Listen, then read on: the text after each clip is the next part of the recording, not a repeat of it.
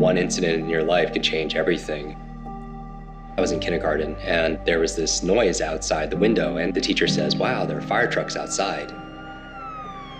And I remember I just lit up because I felt like they were real life superheroes. I couldn't see outside the window and all the kids started grabbing their chairs. And I grabbed my chair and I was so excited and I bring it over to the windowsill and there's this big iron grate radiator dividing the window. I remember when I finally got to see my heroes, my face lit up. And about a split second after that, one of the other children grabbed my chair and I went face first, head first, right into the radiator. I was bleeding and I was rushed to the hospital. My mother said I was never the same after that. I had these learning difficulties, very challenged focus. My concentration was really compromised. I had a very poor memory. I couldn't retain information. I wouldn't be able to read like the other kids. And then I didn't know what was wrong with me. It actually took me an extra 3 to 4 years just to learn how to read.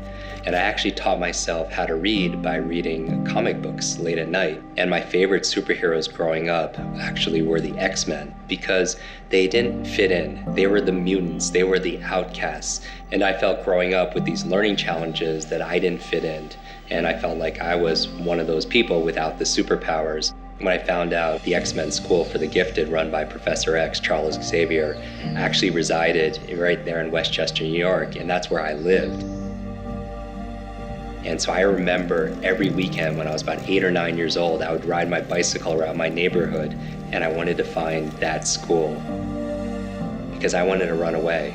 I wanted to run away to find my school, to find my superpowers, to find my super friends.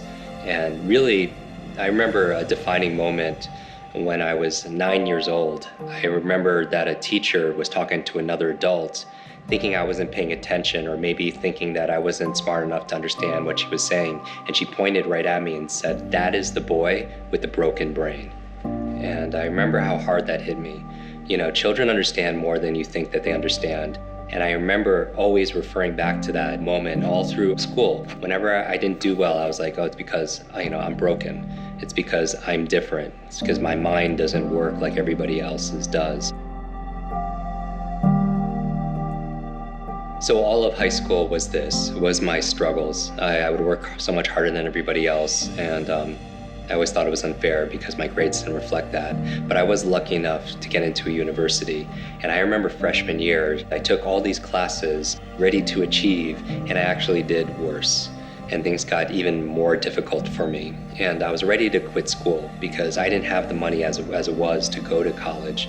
And I didn't want to waste that and waste time. And so when I told that to my friend was like, "Jim, before you quit school and tell your parents that you're leaving, why don't you come with me this weekend? I'm gonna visit my family this weekend. Just get some time away, get some perspective." So I agreed to go there. And I remember right before dinner, his father was walking me around his property and they're pretty well-to-do.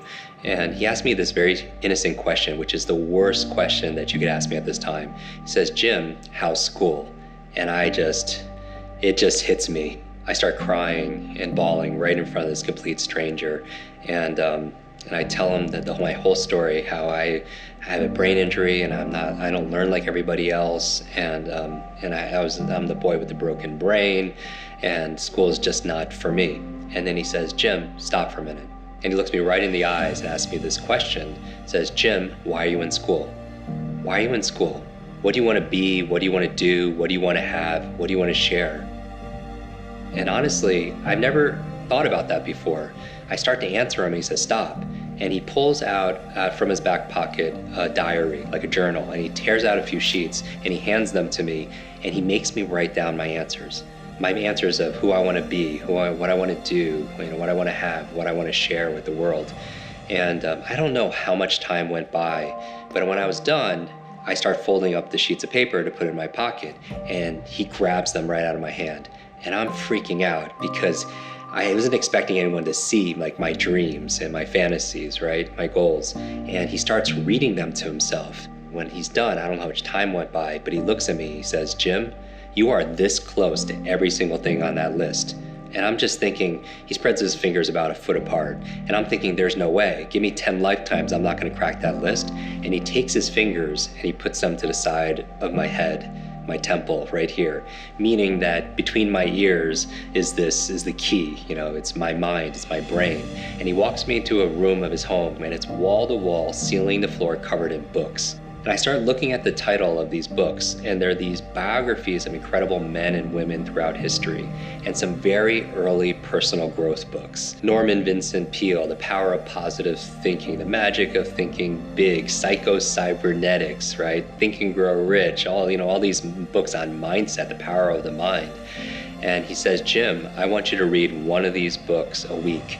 And I'm thinking, have you not heard anything I've said? I have all these learning difficulties and all these learning problems. I have so much schoolwork to do. We have midterms. And he says, stop. He's like, Jim, don't let school get in the way of your education. But I said, that's really good insight, but I really can't do it. I don't want to promise this and break my promise. And a very smart man, what he does is he reaches into his pocket and he pulls out my goals, my dreams, my bucket list, if you will.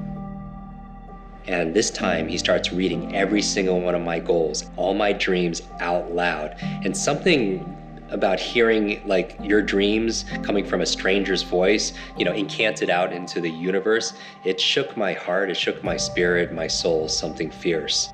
So I commit to reading one book a week with that leverage and motivation. And fast forward, now I'm at school and I have a pile of books that I have to read for school and a pile of books that I want to read that I promised to read for my life. And I can't even keep up with one of those piles. And then I saw a mug of tea, and on it had an incredible genius named Albert Einstein. And it had a quote there. It said, the same level of thinking that's created the problem won't solve the problem. And it made me ask a new question. It made me ask this question what's my problem? And I came up with this answer saying, well, I'm a real slow learner. I learn very slowly. I'm a very slow brain. Well, how do I think differently about it? Well, maybe I can learn how to learn faster, right? Learn how to learn. And another part of me woke up thinking there has to be a better way.